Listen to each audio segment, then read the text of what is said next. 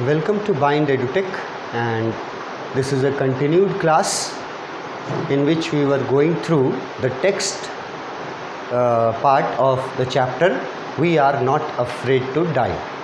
हम लोग इस चैप्टर में अभी तक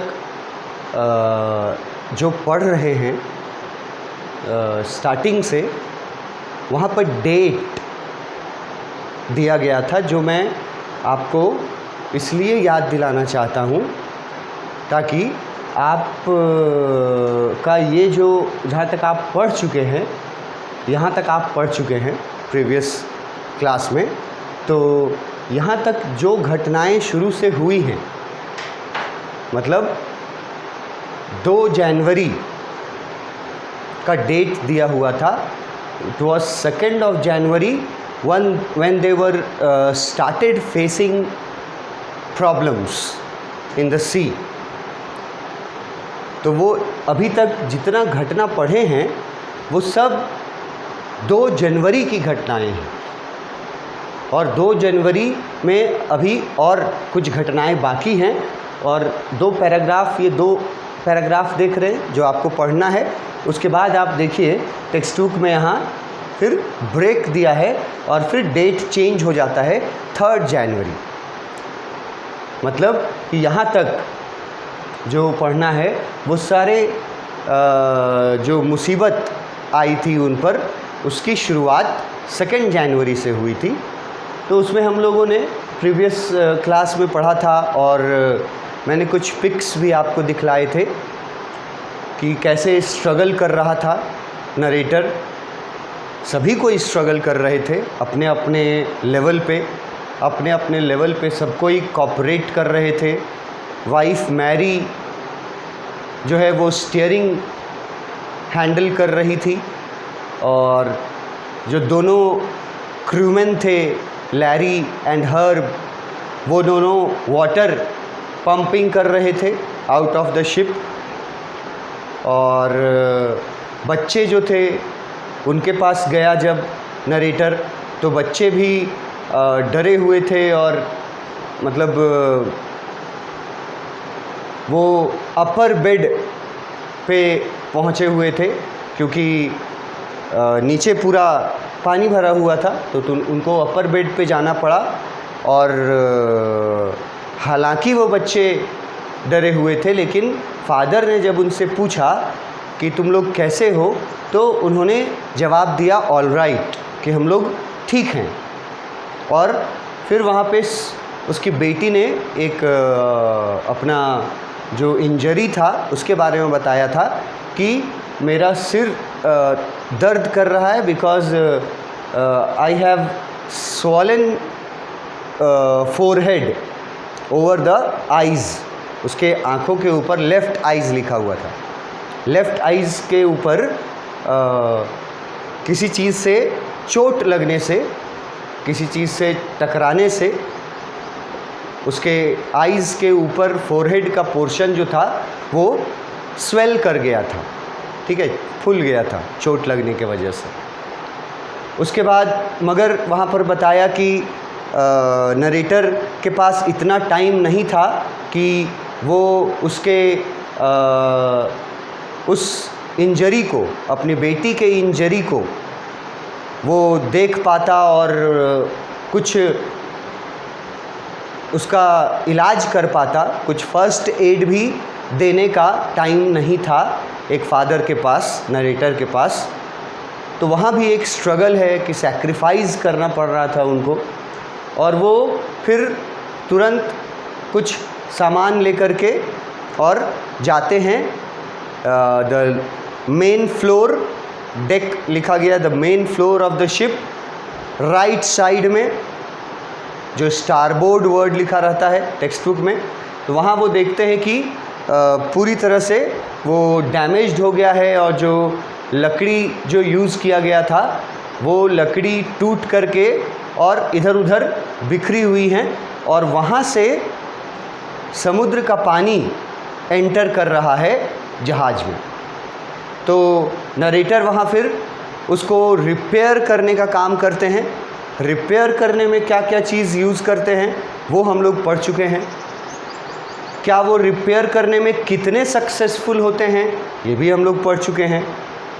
और उसके बाद वो रिपेयरिंग जब हो गया, ठीक है, और रिपेयरिंग होने के बाद उनका प्रॉब्लम फिर और बढ़ने लगा।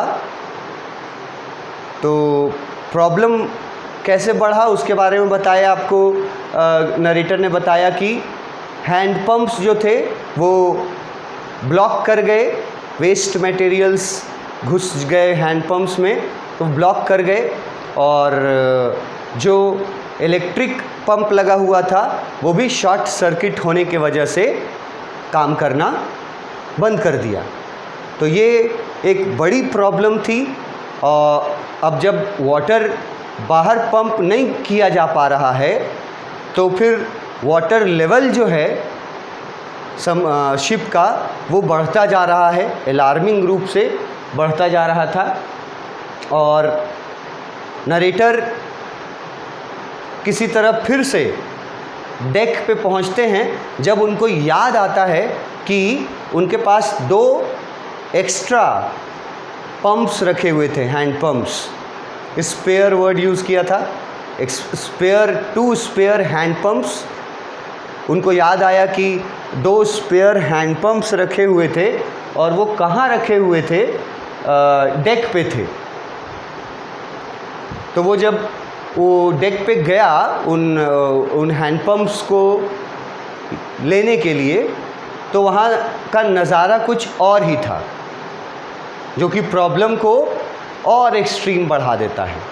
और वो नज़ारा ये था कि समुद्री वेव के कारण डेक पे मौजूद जितनी चीज़ें थीं वो सारी वॉश आउट हो चुकी थीं। और मैंने आपको काउंटिंग करके बोला था, याद रखना, 5 चीज़ें वो यहाँ पर हम लोग पढ़ चुके हैं, जिसमें से एक वर्ड आया था डिंगीज़ और एक वर्ड आया था मेन एंकर। तो ये दोनों का पिक भी आपको दिखाए थे, एंकर का भी, डिंगीज़ का भी, मीनिंग भी बताए थे।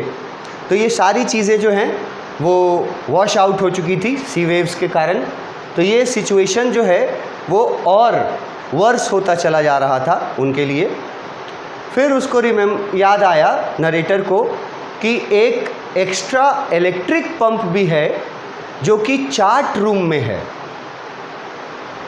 अब चार्ट रूम का मतलब भी बता चुके थे हम, जिस रूम में मैप्स वगैरह रखा जाता है। तो वो जाते हैं चार्ट रूम में, वहाँ से वो इलेक्ट्रिक पंप लाते हैं, और उसको जब वो इंस्टॉल करते हैं तब भाग्य, फॉर्च्यून उनका थोड़ा सा साथ देता है कि वो इलेक्ट्रिक पंप जो था वो वर्क करने लगता है। यहाँ तक हम लोग ख़त्म किए थे। Thankful to God that electric pump was working.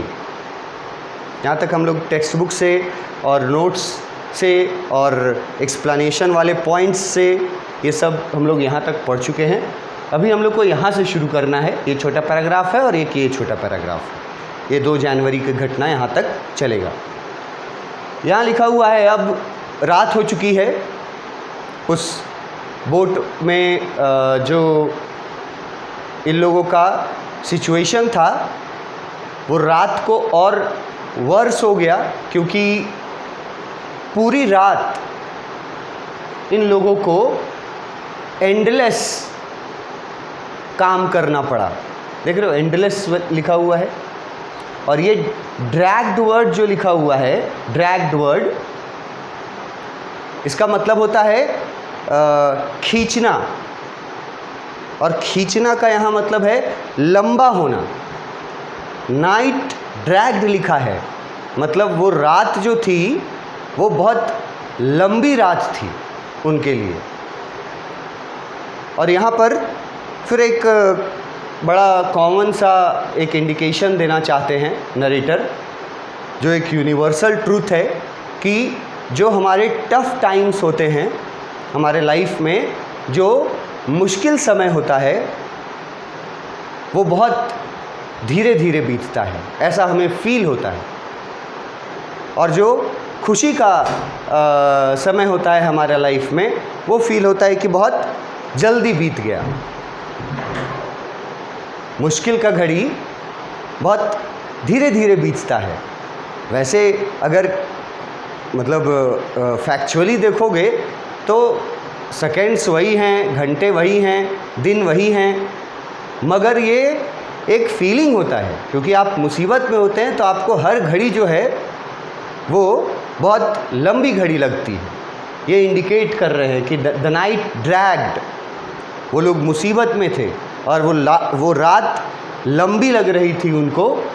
On with an endless bitterly cold routine, ये वर्ड्स को देखो, एंडलेस मतलब काम करते रहना है, रुकना नहीं है।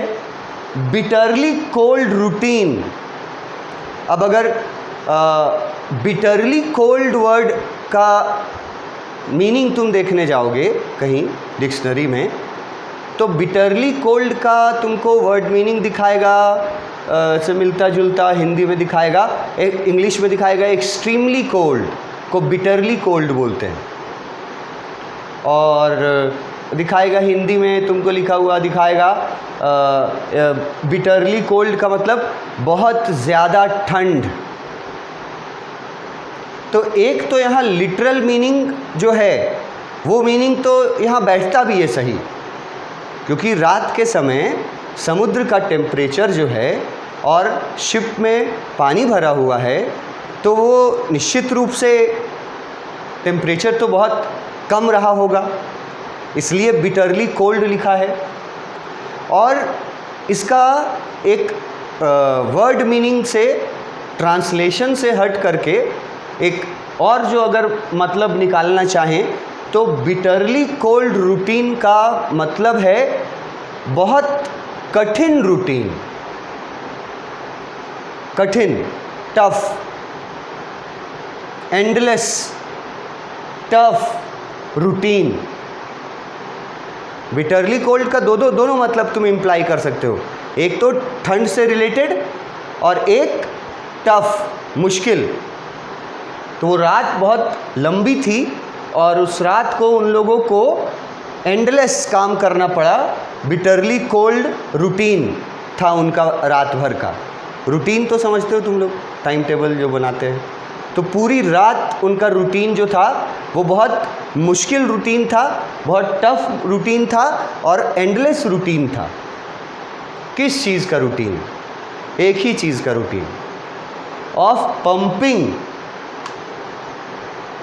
पंपिंग मतलब क्या हुआ? Pumping water out of the ship.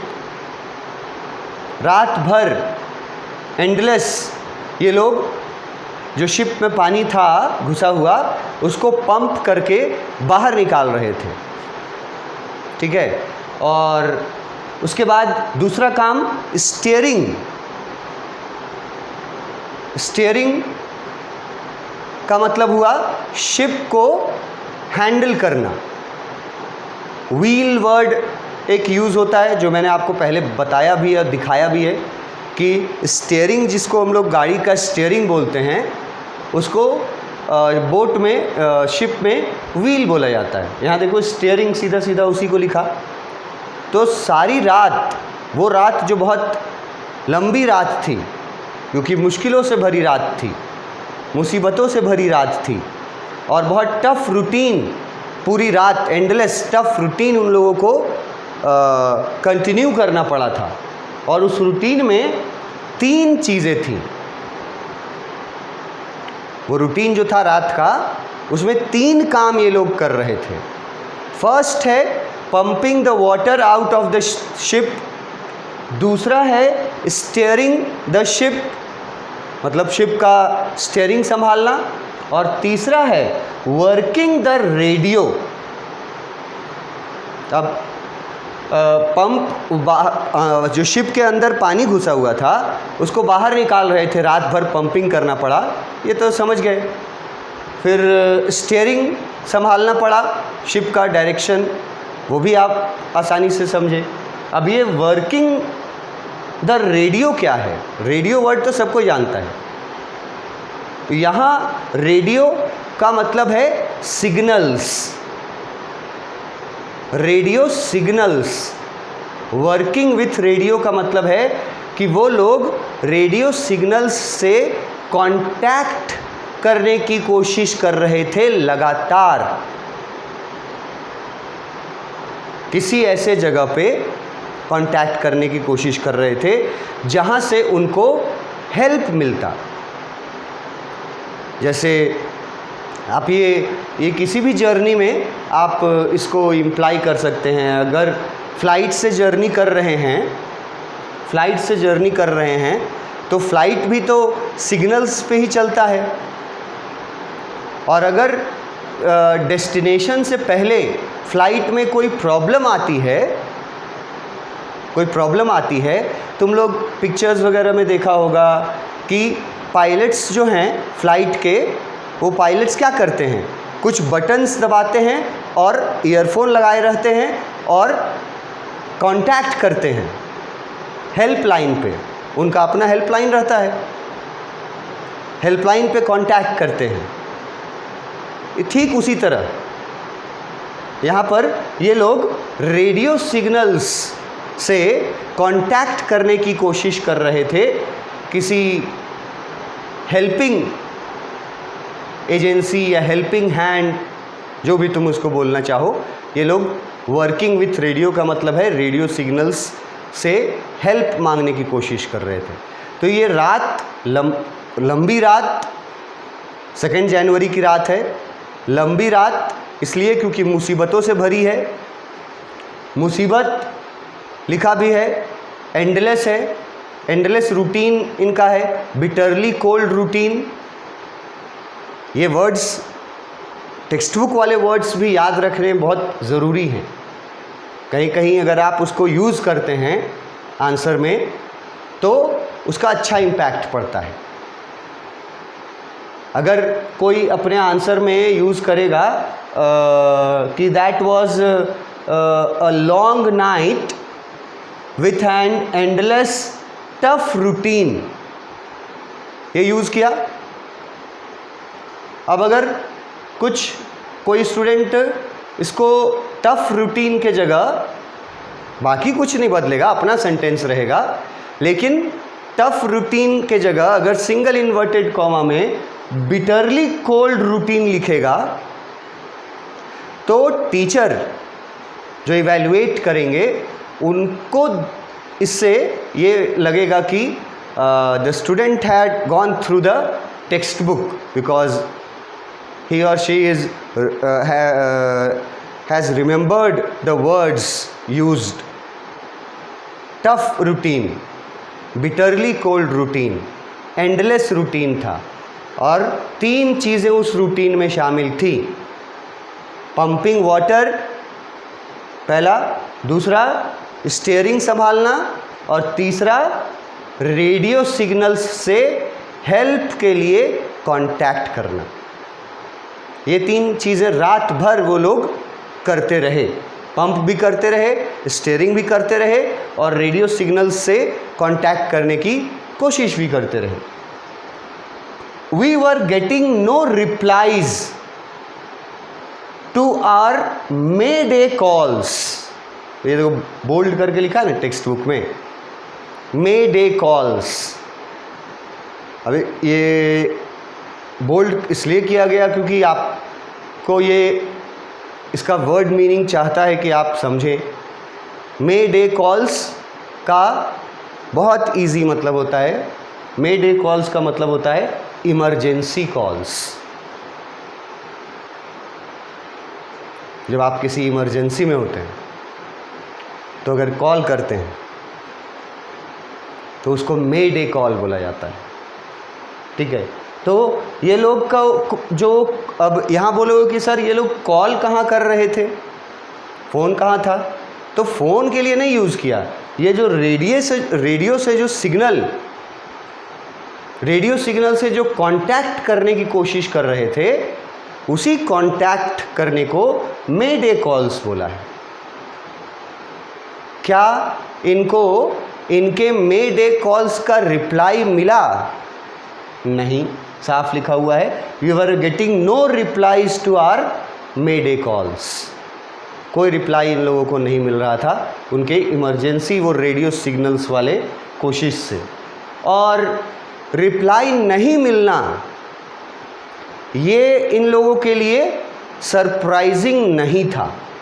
लिखा गया विच वॉज नॉट सरप्राइजिंग। वो लोग जो रेडियो सिग्नल्स से कांटेक्ट करने की कोशिश कर रहे थे, मेडे कॉल्स वर्ड याद रखना, इमरजेंसी कॉल्स, रेडियो सिग्नल्स से कांटेक्ट करने को ही मेडे कॉल्स कहा गया है। तो उन कॉल्स का कोई रिप्लाई नहीं मिल रहा था और ये लोग इस बात से सरप्राइज्ड भी नहीं थे कि रिप्लाई नहीं मिल रहा है। क्यों सरप्राइज्ड नहीं थे? ये देखो लिखा हुआ है, in this remote corner of the world.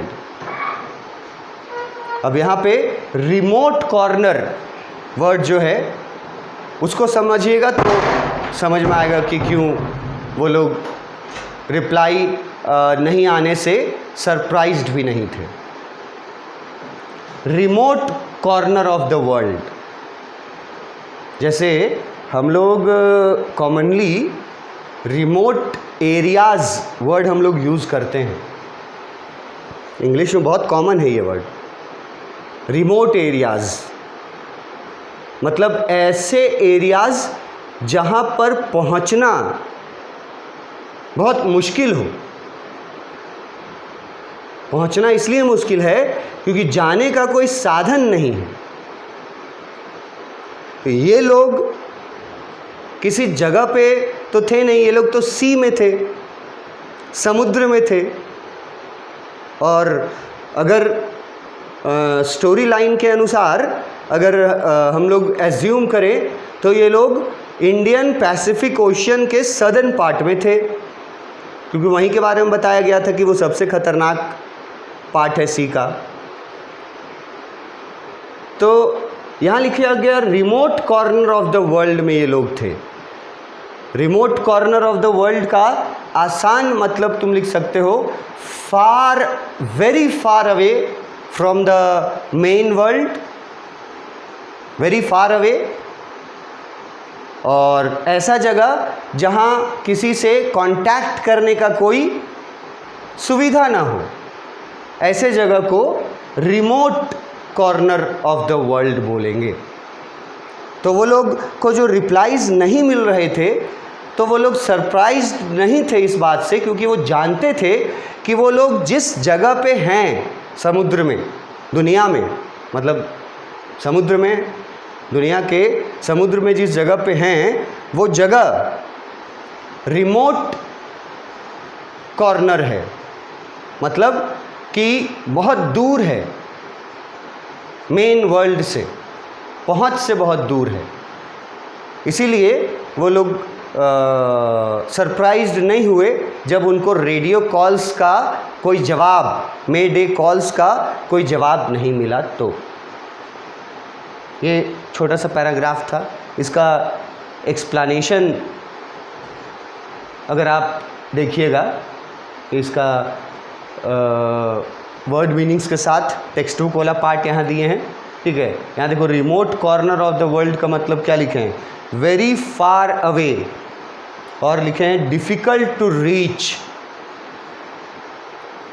हम लोग भी कॉमनली ये वर्ड यूज़ होता है, रिमोट एरियाज़ बोलते हैं, मतलब ऐसे जगह, ऐसी जगहें जहाँ पहुँचना मुश्किल हो।